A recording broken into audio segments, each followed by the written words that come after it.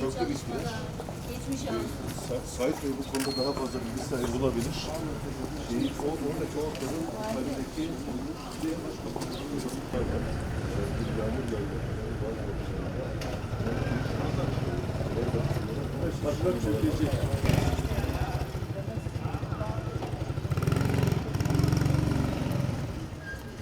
İskan da vardı.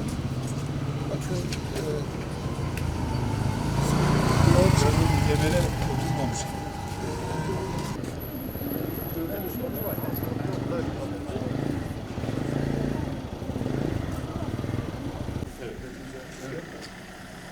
Birkaç defa kapatıldı, buraya gelen geçen insanlar maalesef birisi içinde açıyor. Kaç bir şey var.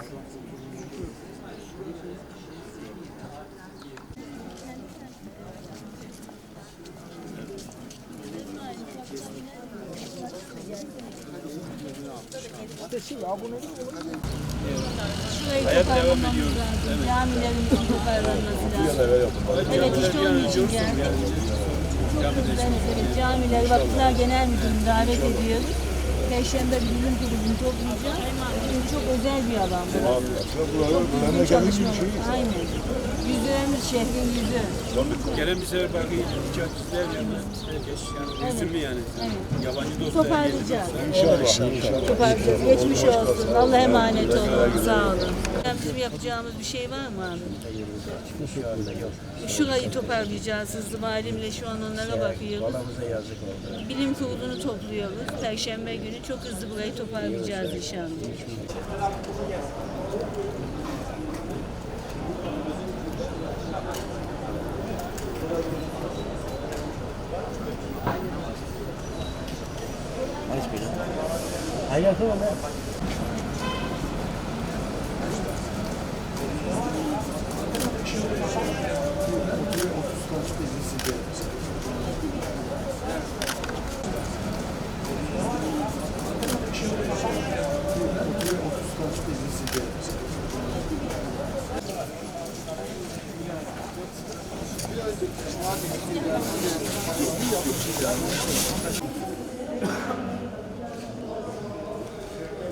Temizlendi. Teşhir tanzim. Evet, buraya artık Hemen ipek yolu yüzü. çok hızlı bir şekilde. Depremden önce de film hale geldik. Şey yok bak, tertemiz. Öncelikle Sayın Valimle birlikte iyi bir koordinasyonla tarihi mekanların hepsinin çok hızlı ayağa kaldırılması, kültürü ve tarihi koruyacak tedbirler almak bizim en büyük görevlerimizden bir tanesi. Bugün gördüğümüz hanlar, hamamlar, özellikle minareler ve tarihi mekan çarşıların ihtiyacı olan restorasyonları hızlandırmamız gerekiyor. Biz Kültür AŞ olarak daha depremin ilk haftasında hemen KUDEP'le birlikte elimizdeki envanterin durumu nedir? Bunların hepsini test edelim. Hemen hızlı bir şekilde envanterimizi çıkaralım. Hemen Kültür Bakanlığımızla ve Vakıflar Genel Müdürlüğümüzle konuşalım dedik. Şu anda biz ne yapacağız? Bakanlık ne yapacak? Vakıflar Genel Müdürlüğü ne yapacak? Bunu çalışıyoruz. Perşembe de bilim kurulunu topluyoruz. Bilimin ışığında iyileşeceğiz, tarihin ışığında iyileşeceğiz, kültürün ışığında iyileşeceğiz.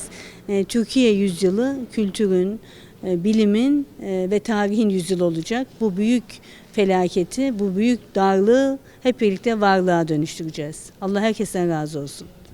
Depremde yıkılan, ağır hasarlı olan binaları biliyorsunuz Çevre Şehircilik Bakanlığımız TOKİ aracılığıyla bir yıl içerisinde yapıp hak sahiplerine teslim edecek. Ama bunun dışında da tescilli yapılar var. Burada olağanüstü bir kültür hazinesi var. Bunlara adeta böyle kadife eldivenle dokunur gibi dokunmak gerekiyor. Bunlarla ilgili çalışmayı da hem Vakıflar Genel Müdürlüğü hem Büyükşehir Belediyesi hem de diğer kurumlar işbirliğiyle inşallah yürütülecek.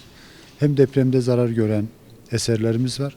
Aynı zamanda da burada olduğu gibi depremde zarar görmeyip ama devam eden projelerimiz var. İnşallah buralarda şehre kazandırılarak vatandaşlarımızın, hemşerilerimizin hizmetine sunulacak. Gaziantep'in kültürel eserlerinin korunması, kollanması bütün şehrin meselesi. O açıdan da koordinasyon önemli. Bugün de bütün kurumlarla, başta Büyükşehir olmak üzere sahadayız, birebir ziyaret ediyoruz.